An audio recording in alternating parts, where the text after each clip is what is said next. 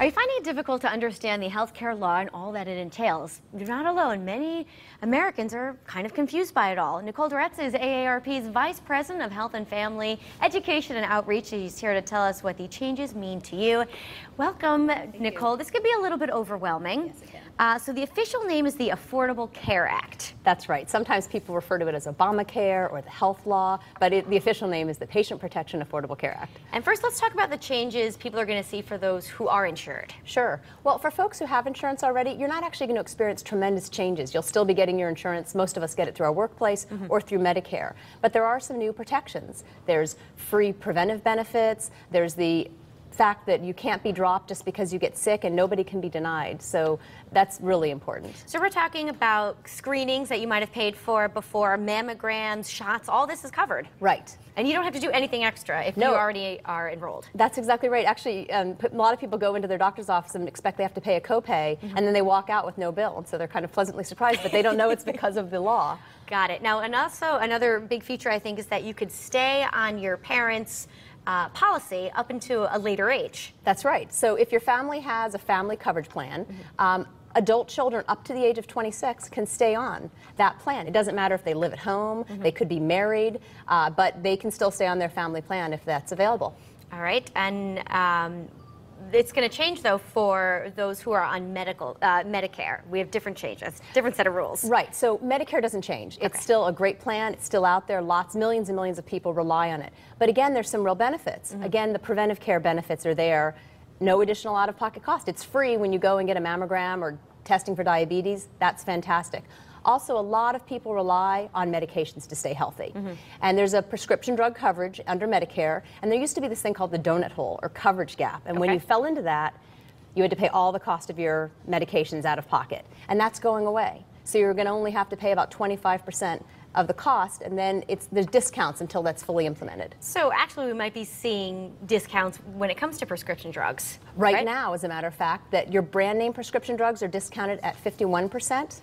And generic medications are discounted at 21%. So that's a huge savings, over 100%. Nicole, let me ask you, what is the downside to this? What are people saying? Why are they opposed to it? You know, people are a little worried that the government's going to get in between them and their doctors, and that's not a concern. You'll still get to go to your doctors.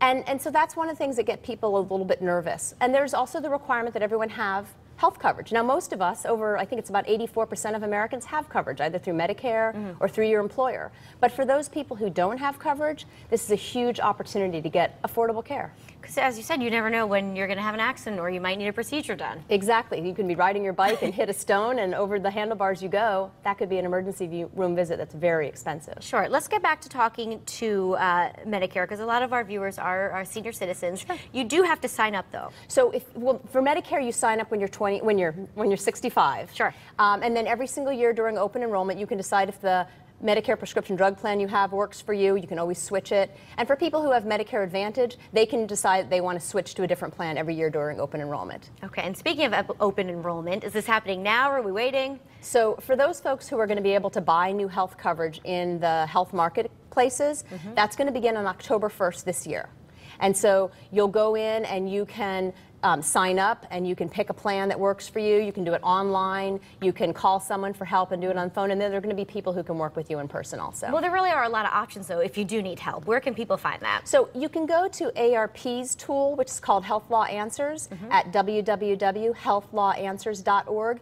Answer a few simple questions, and then you'll have an individualized report that will tell you where to go and what's available to you and direct you to the next step of the process. Not so overwhelming in that case. Not so hard. There's also a webinar happening June 20th. How do people get involved with that? Yes, you can go to aarp.org/healthwebinars, and you can learn about how you can fight fraud and make sure that your health dollars are going to your care.